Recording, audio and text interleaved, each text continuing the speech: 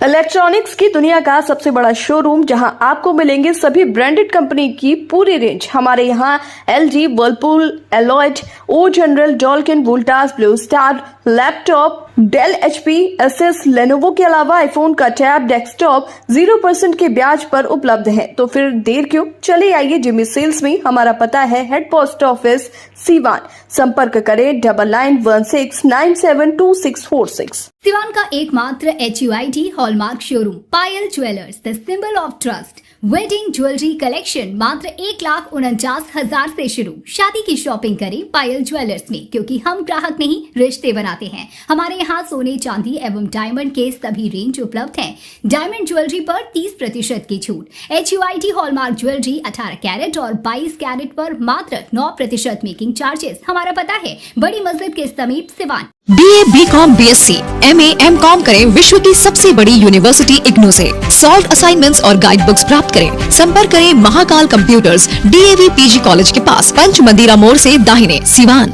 Bhajpa are के राष्ट्रीय अध्यक्ष और केंद्रीय मंत्री चिराग पासवान बुधवार की देर शाम सिवान पहुंचे। इस दौरान उन्होंने हसनपुरा प्रखंड स्थित सहूली हाई स्कूल के खेल मैदान में लोक जनशक्ति पार्टी रामविलास के द्वारा आयोजित नव संकल्प सहमिलन समारोह में चिराग पासवान ने शिरकत की। इस मौके पर पूर्व MLC प्रत्याशी रईस खान, उनके बड़े भाई अयूब खान और भतीजा दानिश खान उर्फ सैफ खान के द्वारा चिराग पासवान को संयुक्त रूप से चांदी का मुकुट और तलवार भेंट कर स्वागत किया।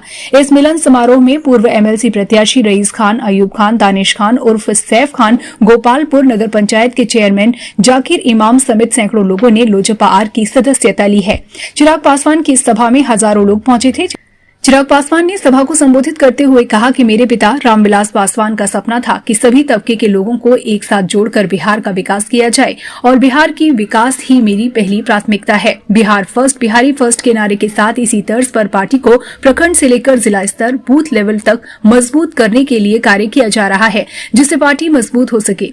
उन्होंने कहा कि इसलिए समाज हित में बेहतर कार्य कर रहे लोगों को पार्टी से जोड़कर संगठन तथा पार्टी को मजबूत बनाया जा सके, जिससे NDA का सहयोग हो और विधानसभा चुनाव में पूर्ण बहुमत मिल सके।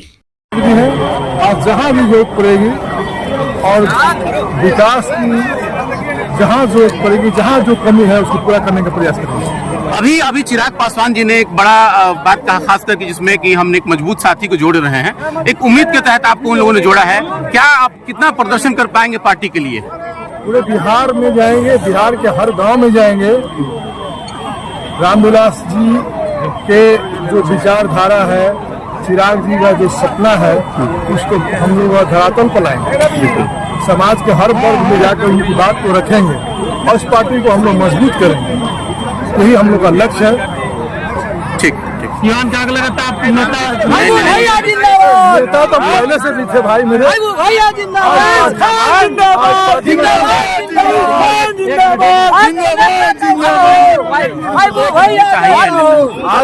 आज पार्टी में जुड़ गए। नेता तो राजनीति तो हम आज से नहीं कर रहे हैं, बहुत पहले से कर रहे हैं। आज हम पार्टी में जुड़े हैं और आप लोगों का स्नेह, आशीर्वाद, सिवान का समस्त जनता का आशीर्वाद है, प्यार है, दुलार है कि आज आप लोग के बीच में हम खड़ा हैं।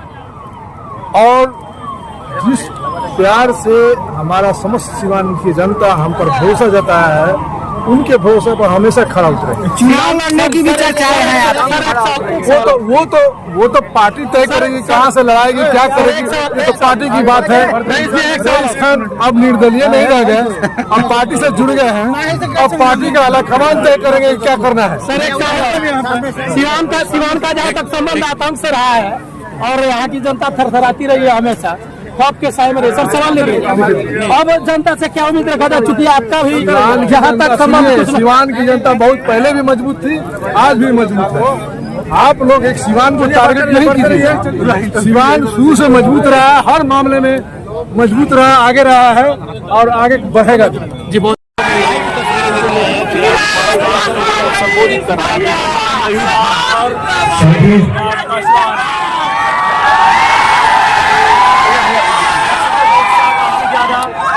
सबसे पहले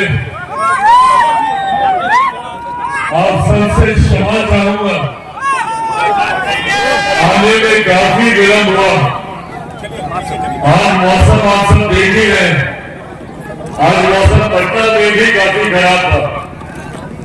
जिस वजह से आज हेलीकॉप्टर को पटना आने में और वहां से यहाँ तक आने में काफी समय लगा।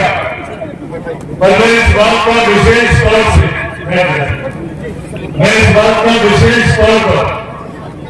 आप सबको धन्यवाद दूंगा कि इतने विलंब के बावजूद, इतनी देरी के बावजूद भी जिस भारी संख्या में, जिस जोश और उत्साह के साथ आप लोग यहाँ पर मौजूद हैं, इसके लिए आपका हृदय से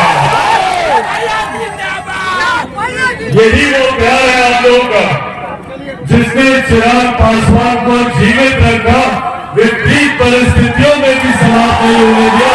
यही प्यार है आप लोगों का। साथियों, आज जब आप लोगों के बीच आया, ये हमारे प्रदेश के लिए एक महत्वपूर्ण साल है। इस साल बिहार में विधानसभा के चुनाव होंगे और ये चुनाव निर्धारित करेंगे हम लोगों के आने वाले 5 साल का भविष्य।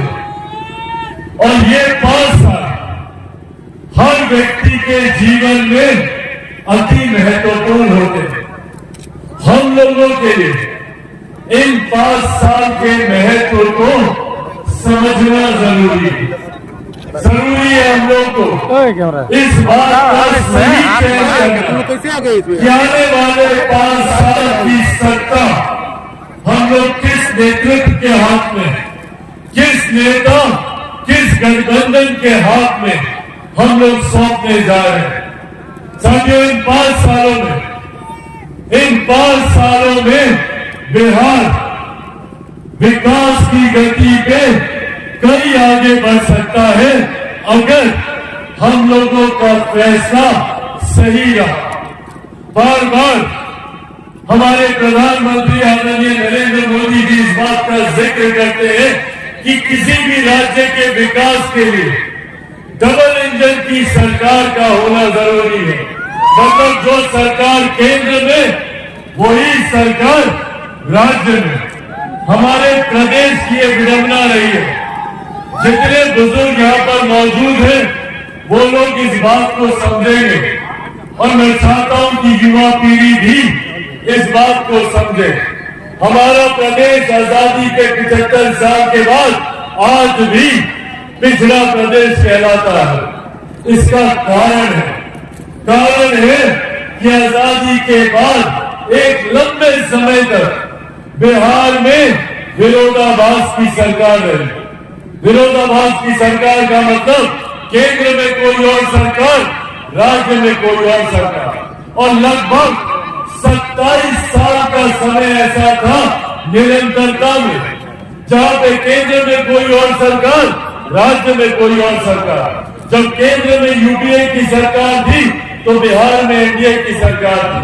जब केंद्र में एनडीए की सरकार आई तो बिहार में महागठबंधन की सरकार आई। अलग अलग सरकार, अलग अलग सोच, परिणाम केंद्र की परियोजनाएं राज्य सरकार पारित नहीं करती और राज्य सरकार की योजनाओं को केंद्र सरकार स्वीकृति नहीं देती। इसीलिए साथियों, जरूरी है आज एक लंबे समय के बाद बिहार में ये अनुकूल परिस्थिति बनी है, जहां पर केंद्र की तर्ज में राज्य में भी वही सरकार, जहां केंद्र में एनडीए की सरकार जिसका मजबूती से नेतृत्व हमारे प्रधानमंत्री आदरणीय नरेंद्र मोदी जी कर रहे हैं, तो वही बिहार में भी हमारी एनडीए सरकार का नेतृत्व मुख्यमंत्री नीतीश कुमार जी कर रहे हैं।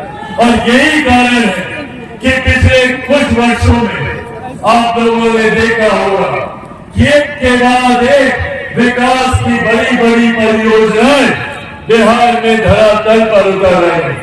भले वो इंफ्रास्ट्रक्चर से जुड़ी हुई हो, सड़कों का जाल बिछाना हो या स्वास्थ्य से जुड़ी हुई हो। एक समय था जब पूरे देश में मात्र 2 एम्स होते थे। आज हम लोगों के लिए ये सौभाग्य की बात है कि मेरे प्रधानमंत्री आदरणीय नरेंद्र मोदी जी की देन है कि आज बिहार मात्र में 2 एम्स मिलने जा रहे हैं। एक पटना में है, एक दरभंगा में खुलने जा रहा है। एक के बाद एक विकास के क्षेत्र में हो, शिक्षा के क्षेत्र में हो या जन सुविधाओं को लेकर। आज से पहले कभी किसी सरकार ने, किसी प्रधानमंत्री ने महिलाओं की चिंता नहीं की। आज इतनी भारी संख्या में महिलाएं यहाँ पर मौजूद हैं।